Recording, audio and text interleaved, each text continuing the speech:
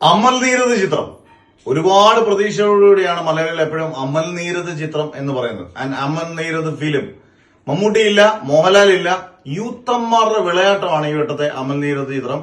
Bachelor party 2 എന്നാണ് ഏകദേശം ഇതിന്റെ പേരിലെ ഒരു ബാച്ചിലർ പാർട്ടിയുടെ സെക്കൻഡ് പാർട്ടാണ്. എന്തായാലും ടോവിനുണ്ട്, നസലിനുണ്ട്, സൗബിനുണ്ട്, ഷൈൻ ടോൺ ചാക്കയുണ്ട്, ഷറഫുദ്ദീനുണ്ട്, അങ്ങനെ ശ്രീനാഥ് ബാസിയുണ്ട്. അങ്ങനെ എല്ലാ ഇപ്പോഴത്തെ യൂത്തന്മാരുടെ ഒരു പൂണ്ട് വിളയാട്ടമാണ് സിനിമ.